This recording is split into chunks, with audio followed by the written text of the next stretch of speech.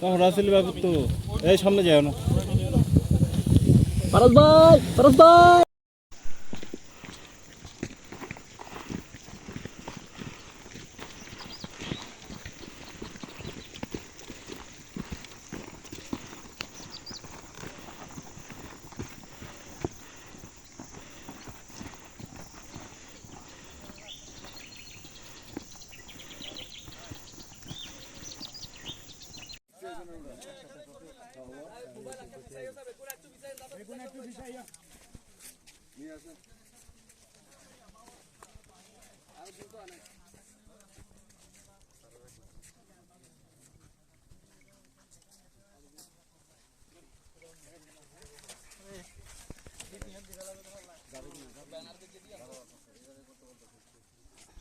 এই আইনানুগ প্রক্রিয়ার মাধ্যমে এই সকল বিস্ফোরক এবং অন্যান্য যে সরঞ্জামাদি আমরা উদ্ধার করেছি সেগুলোর বম ডিসপোজালে আমরা যাব।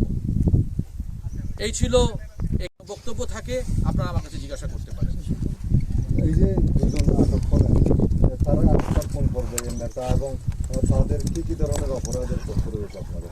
আর তারা কি সম্প্রতি সময় মিয়ানমারে যেহেতু সংঘাত চলছে পুনরায় মিয়ানমারে প্রবেশ করে এবং এরপরে সে এই এক্সপ্লোসিভ এবং অন্যান্য বিষয়ের উপরে উচ্চতর প্রশিক্ষণ নিয়ে পুনরায় সে বাংলাদেশে অনুপ্রবেশ করে এবং তারপরে এই আসানুর ওরফে সলিম মাস্টারের সহযোগী হিসেবে কাজ করে। আমাদের যে দুজন আটককৃত যে দুজন অপরাধী সলিম মাস্টার তার বিরুদ্ধে 3টি হত্যা মামলা সহ একাধিক মামলার খবর আমরা পেয়েছি। আর পরবর্তী যে আরেকজন যে তার সহযোগী অর্থাৎ রিয়াজ, এই রিয়াজের নামেও একটি হত্যা মামলা সহ একাধিক মামলা রয়েছে। আমরা যখন উপর থেকে নামছি আপনাদের আছে কিনা, যেহেতু এখানে স্থানীয়ভাবে আমরা অনেককেই দেখেছি এই পাহাড়ে আসতে। আপনারা দেখেছেন যে এই জায়গাটি অত্যন্ত দুর্গম এবং এই দুর্গম অঞ্চলে আপনারা দেখেছেন যে তারা কিভাবে আরসার সন্ত্রাসীরা কিভাবে আস্তানা গেড়ে এখানে থাকে। সেই আস্তানার আমরা একটি আস্তানাও এখানে খুঁজে পেয়েছি এবং তারা মাটির মধ্যে কিভাবে এই যে বিভিন্ন ক্যান্টনমেন্ট কিংবা অস্ত্রাগার লুটের একটি খবর আমরা পাচ্ছি। তো আমাদের আশঙ্কা যে এই আরসার সন্ত্রাসী গোষ্ঠী কিংবা এর সাথে আরও কিছু সন্ত্রাসী গোষ্ঠী তারা এই ধরনের তাদের কাছ থেকে এই অ্যামুনিশন কিংবা সেই অস্ত্র গোলা বারুদ তারা সংগ্রহ করেছে। এরা তাদের নিজেদের সক্ষমতা বাড়ানোর জন্য করতে পারে, তারা আমাদের উপরে নাশকতা সৃষ্টি করার জন্য করতে পারে, কিংবা অন্য কোনো সন্ত্রাসীদের সাথে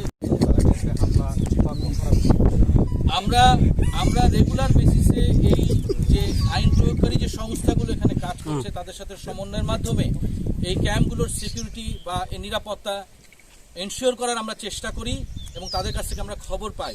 কিন্তু আপনারা দেখেন যে এই সন্ত্রাসী গোষ্ঠী তারা পাহাড়ের এই দুর্গম অঞ্চলগুলো ব্যবহার করে এবং তারা দিনের বেলায় তারা কখনো কখনো সমতলে নেমে আসে, ক্যাম্পগুলোতে অবস্থান নেয়, আবার রাতের বেলা তারা ফিরে যায়।